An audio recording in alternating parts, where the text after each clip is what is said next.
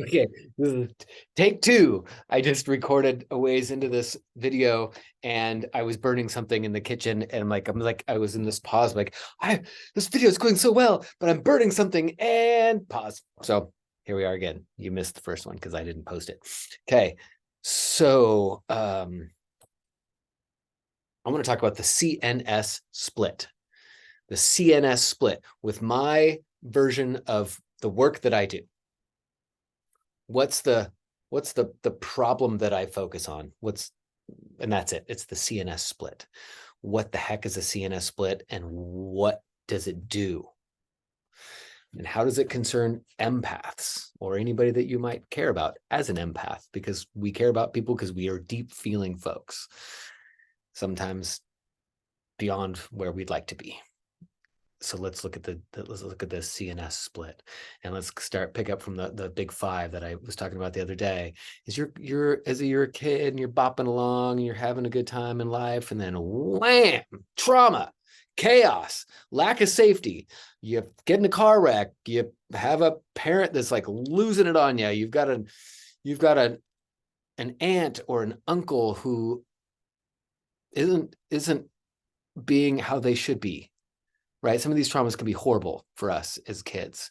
And so we're bopping along, we're doing just fine. And then wham, trauma, chaos, lack of safety, right? And if you imagine that maybe you're a little dog for a second, you think you're going to get hit, you tuck your head, tuck your tail. Well, we humans, we do the same thing. It's an armoring response. We're actually building armor. And that stress response, so the chaos and then the stress response creates this CNS split. What are we splitting?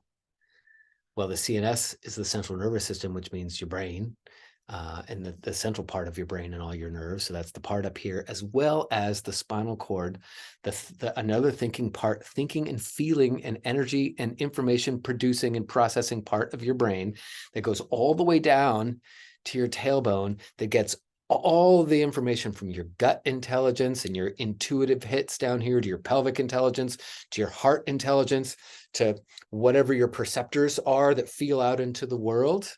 All of that comes into that part of the brain, gets processed some there, and then all that information comes up here.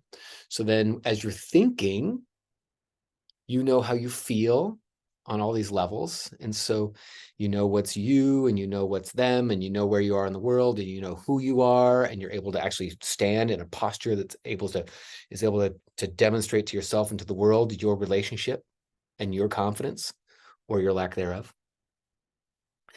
Now, this trauma comes along and you have this CNS split, because what happens when there's the chaos or trauma and then the stress response sets in, and that stress response, if it's left in the body, it's brilliant. We need it when there's a trauma, when there's a stress. We need it. We need to protect. Just like the sea anemone down at the beach. You stick your finger in it and it goes, great. That's how the sea anemone protects itself and evolved all the way up to today. If the sea anemone, is it anemone or anemone? Anemone. Anemone, I think. If it stays closed like that, it's going to die, right? It needs to open back up at some point to start eating and processing and doing sea anemone stuff again, okay? With us, we do same thing, close down. And that is brilliant in the short term and can be lethal in the long term. Because if you then put a bit of a strangulation or any kind of contortion or perversion in that part of the brain that sends the feeling information up to the thinking information and then allows you to put the world together.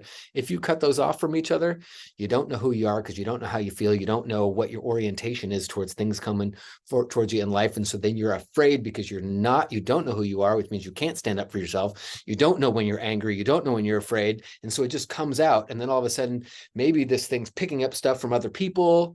You get my drift here? And the CNS split is when, again, that trauma response cuts off, and maybe not fully cuts off, but we're going to say contorts or perverts the information from the body to the brain. It has to cause a confusion because the brain doesn't know exactly what the body feels, or even maybe where it is in space. Exactly, it knows close. So it can get approximation, but you're not clear. Now this is where we get into some of the diagnostic stuff, which isn't my realm. I'm not being a licensed doctor here, and you don't need to be a licensed doctor either, but we're just telling a story. All right, we're telling a little make-believe here. But I had to come up with this story to make sense of many of the stories of my own as well as my clients' stories that seem to be miraculous. It seemed to be in the realm of these health concerns that they had. But we don't know what's going to happen when you cut off some portion of the information and energy coming up from the body to the brain, and the brain maybe sends in energy and information back down to the body. And again, this hasn't been federally reviewed or processed by the FDA, Federal Food and Drug Administration. Do they need to do this? Medical board? I don't know. Anyway, tell them a story here. Make believe, y'all. When you stand on a garden hose, we'll say that. You stand on the garden hose, just like the CNS split. It's like a garden hose. The sprinkler's still getting water out there, but it's not enough. It means every single time, 100% of the time, the flowers in the garden, they start to lilt, they start to wilt, or in the bushes, whatever flora in your yard cannot thrive. 100% of the time cannot thrive. Okay, so we'll just use that as an analogy, and you can use all of your organs, your ability to feel, your ability to feel too much, not feel enough, the function of them, the organs and the glands have to not work right. Now, so now you've got the chaos caused the appropriate trauma, but your little sea anemone didn't open back up because maybe it was a big trauma or it was a sustained lack of safety.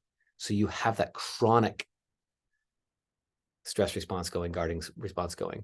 So then what has to happen is there has to be this, longer term early degeneration of the organs in the body, including your ability to feel and know who you are, and a weird functioning.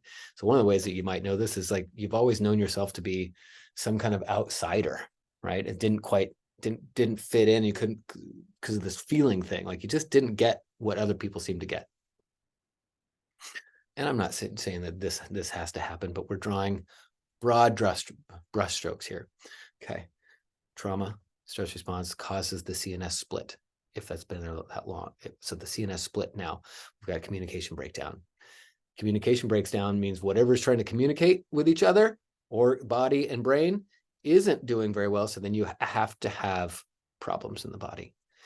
When you've got problems in the body, those are signs and symptoms that are right in the DSM-5 diagnostically labeled out there. So you go to a provider that will look at these things and rule in and rule out what you have, and they'll figure out what it is. And then they've got a protocol to address the things that are going wrong. And now I don't want to be throwing anybody under the bus here, because that's not fair, and never is this stuff black and white. Okay. So, because I was a doctor as well, which means I had to be diagnosing things that were wrong, and the things that were wrong were these symptoms and signs. And so I know both sides of the world. And so really what I'm liking is it's an integration of the best approach for the best situation, right? I'm not wanting to split. I'm wanting to, an integration by let's actually tell the story that makes sense. And the ones that the story that makes the most sense is the one that produces over and over and over again the best results in people's lives, including their health, including their sanity,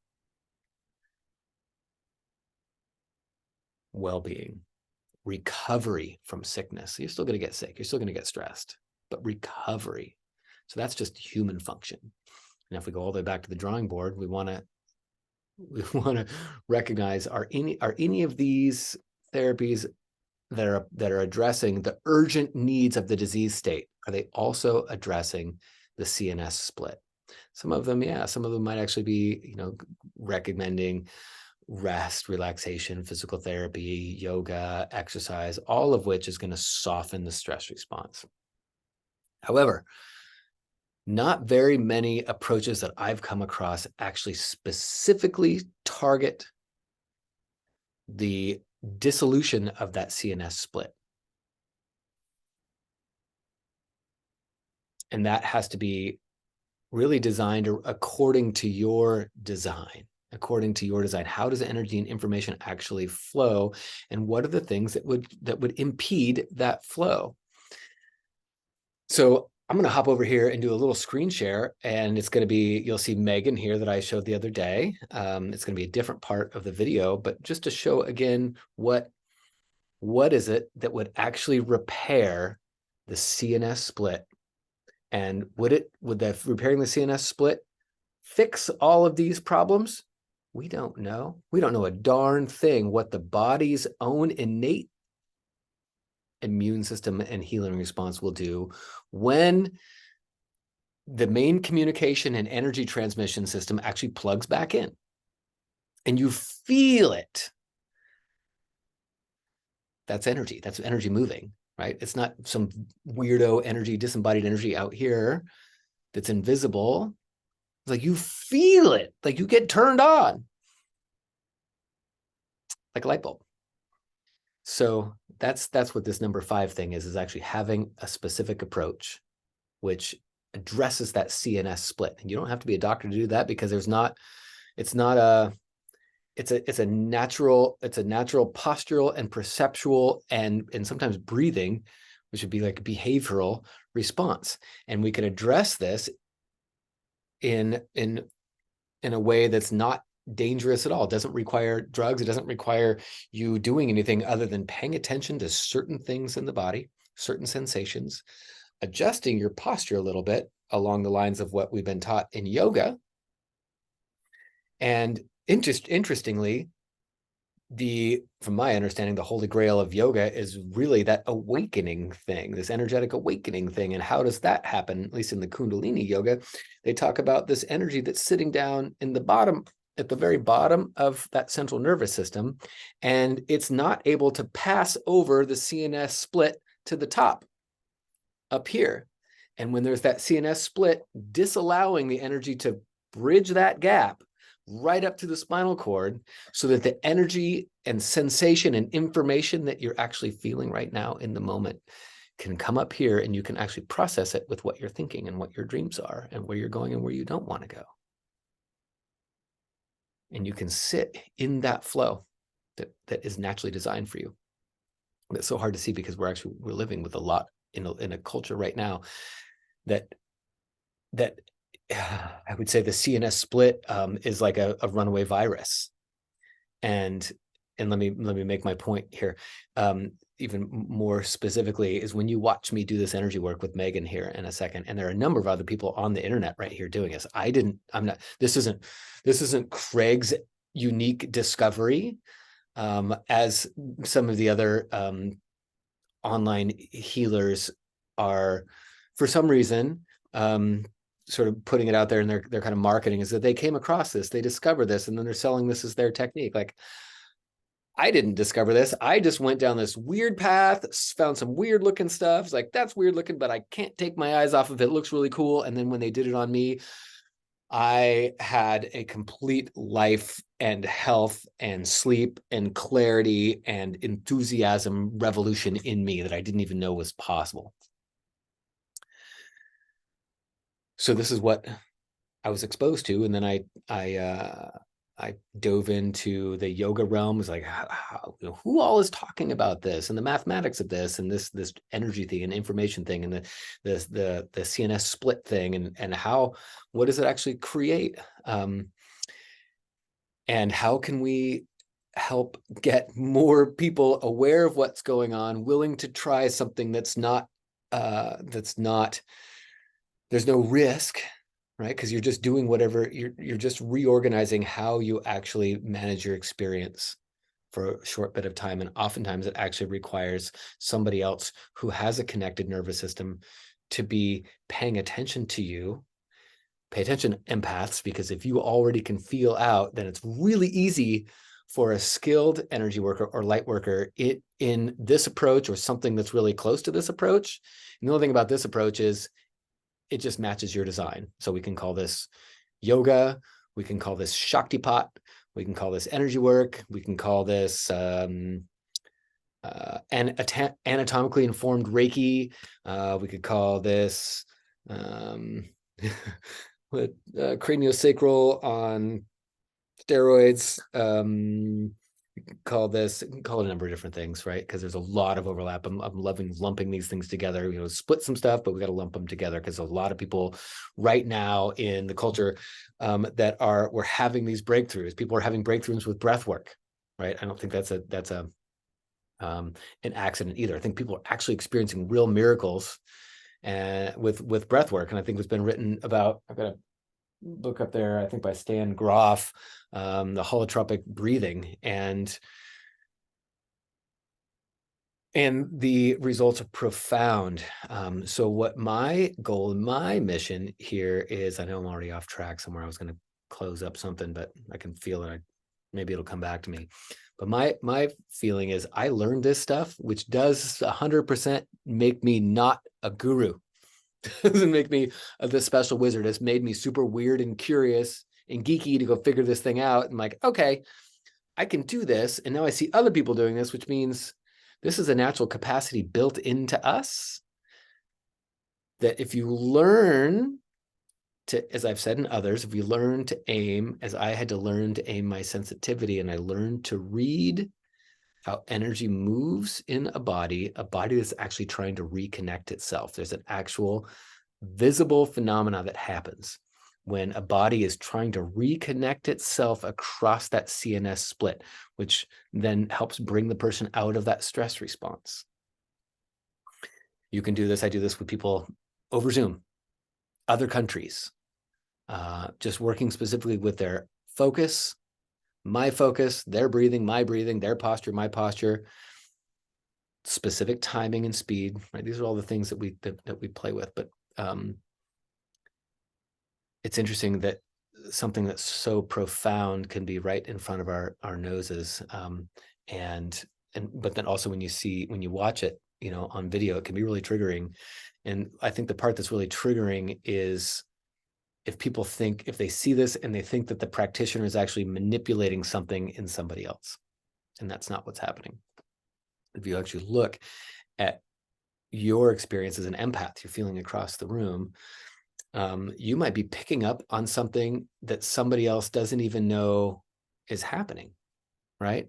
So they're not actually doing anything consciously to manipulate you, yet you're feeling something inside, right? So you're tapping into the collective field around you. But I would offer that if you're tapping into it and it's overwhelming you, that means you've got that capacity, but you haven't actually learned how to use some of your internal capacities to work with it as a skill, to walk around and be open and not vulnerable to boundaries. Because putting an energetic bubble around you, as much as it sounds like a really cool thing, doesn't work. And it doesn't work because that's not how we're designed. We're designed to actually first reconnect past that CNS split here or down here somewhere, and allow the body to reconnect itself. That's part one. The body will actually start to reconnect itself, and then it'll start to wake up to realize, like, oh, I'm one with everything, but I'm separate, but I'm one, and I'm separate.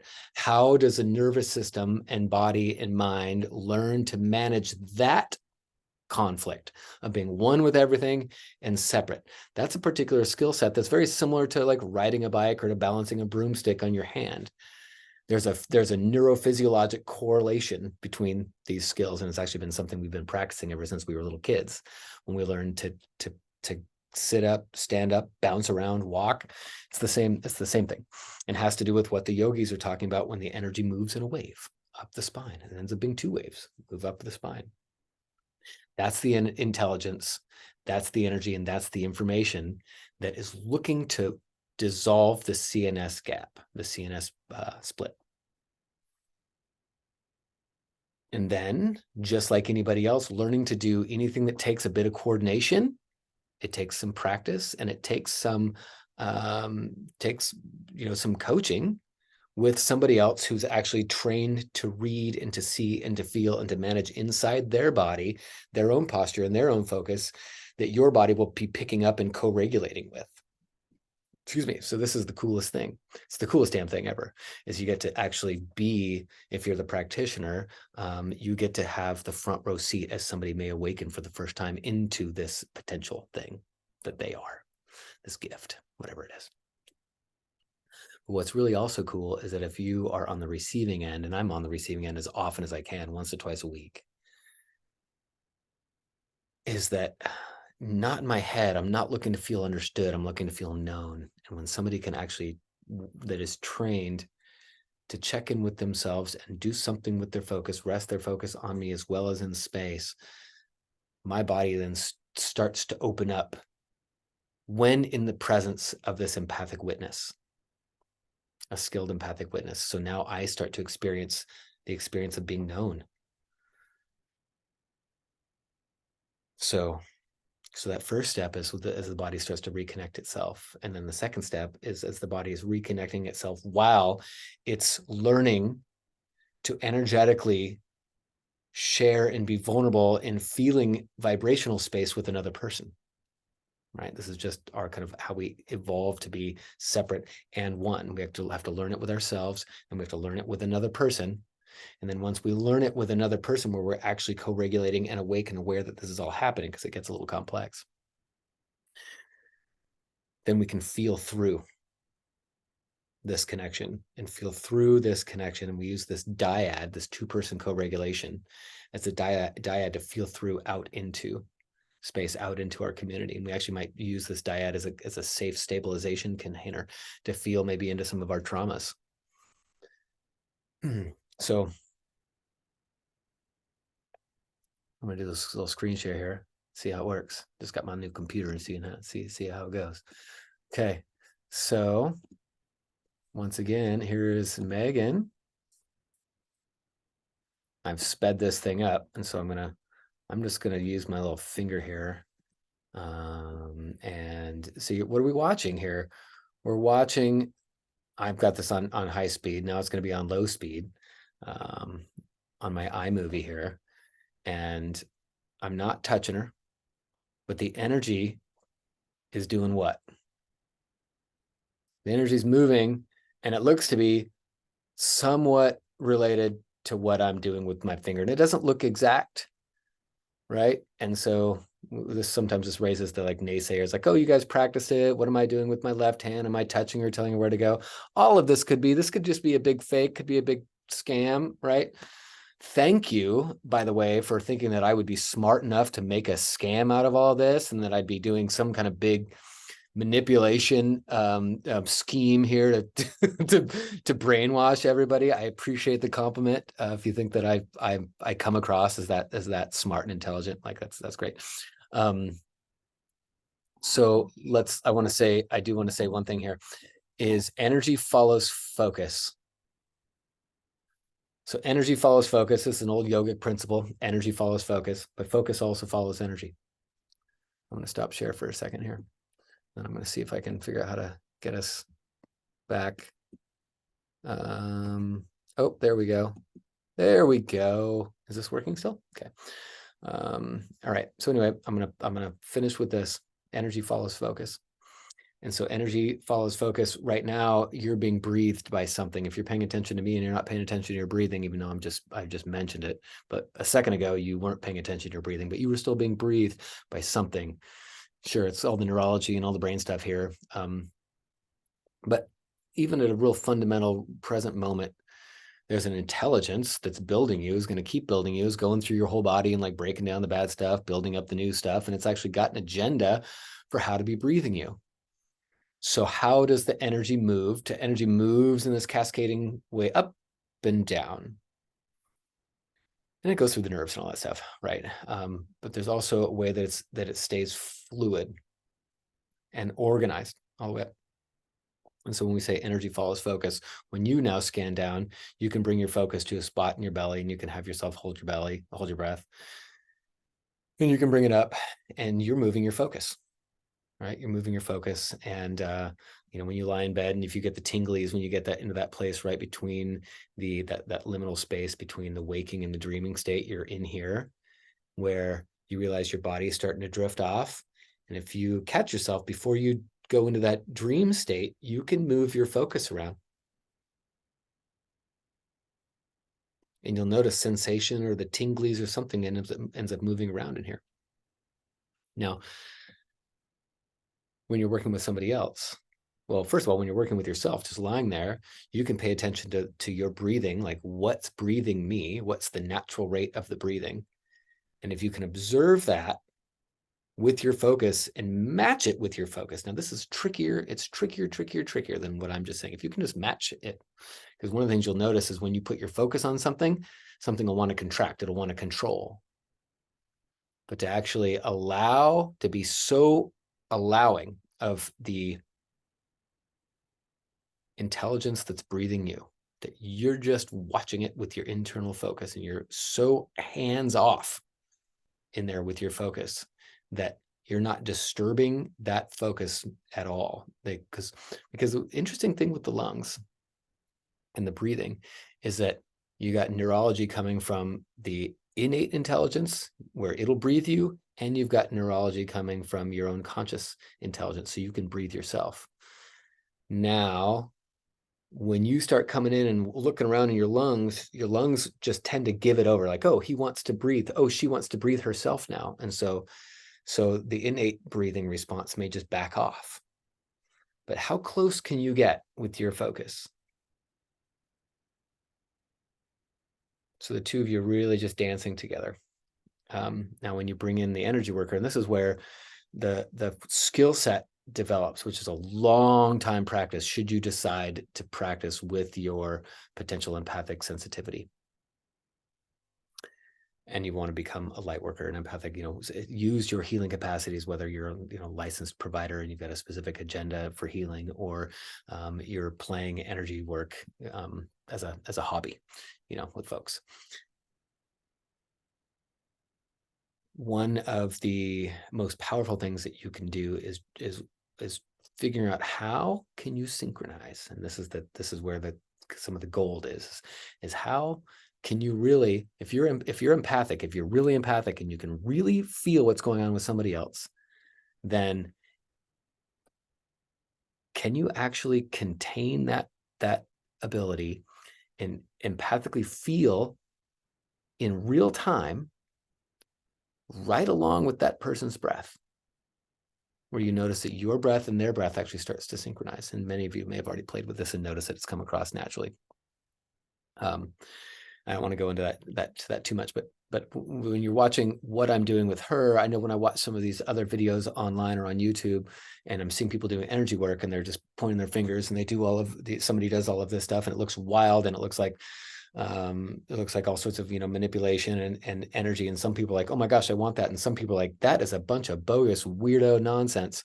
What I notice is that usually there's not a really good explanation or narrative that goes along with what we're looking at that actually bridges the gap. Like we have to address why we're uncomfortable watching this stuff, because we don't ever see it. We've never seen it, and it only stands to logic a reason that if we've never seen it, it's probably not real. Right. And that's what I had to get over the first time I saw that. I was like, oh my gosh, I'm being punked. Somebody slipped me the Kool-Aid and this shit is not real. And I spent all this money to come down and take this training, and really they're going to be pulling this kind of nonsense. That's where my sort of paranoid, skeptic, angry personality went, with this stuff. So but to tell you from a lot of things that I've seen online, I know many of the providers that are doing it, and they are 100%. They're solid. It's real stuff, and it's really powerful healing stuff. Yeah. So anyway, if this sounds good and interesting to you, what I've done is I've actually put together, of course, I do coaching with people one-on-one. If you'd like me to work with you, if you've got something that you're concerned about, even hopping on a call, this is just me. I just hop on a call and I chat with people, and I'm like, I don't know if I can help or I can't help, because I don't want to be stuff's already like, it's already pretty far out. But I've also, for people that really really like, yep, this is what I need to do. I need to learn how to do that. I do have a course. And clearly it's not for everybody. And I want the people who take the course for it to work for. So it's really for a small sliver of people who are interested in really diving in. And you might call this your freak nature. Something that I just heard Teal Swan say the other day is like, sometimes you fix the things that you feel are wrong with you, and sometimes you got to double down. Sometimes you got to double down on what may be standing you apart, make you feel isolated. All right. And that's what I ended up doing. I wasn't a fan of it though. I did double down on it, but man, I was like, I knew that I was going to be a black sheep and a freak and outcast. And I got in trouble. Partly, was my own dumb decisions and periodic times, because I got confused. I got myself way too busy with this work, and way too off in a way stressed out place. And I created my own CNS split. And when that CNS split happens, you get this anxiety monster going, or you just get confused. And in my case, I got confused and I got angry, and I wasn't safe. So I had to, regardless of me being able to do energy work at the same time, I had to like come all the way home and reconnect my own CNS split and build a lifestyle that allows me to do it every day. So I had to change my whole life, do it every day. So that may resonate with some of you too, is that even though you have this ability, to really feel, it may actually be the way you have your life scheduled right now, that has so much frantic motion that CNS split is in place, and it's locking you out of an overwhelm of the body message saying, we gotta can stop. And a lot of times that's what the body's saying. It's just going to give you a lot of pain until you figure out how to actually change. Okay. All right, y'all. Thanks for staying on here. And this might just be too big for Instagram. We'll see.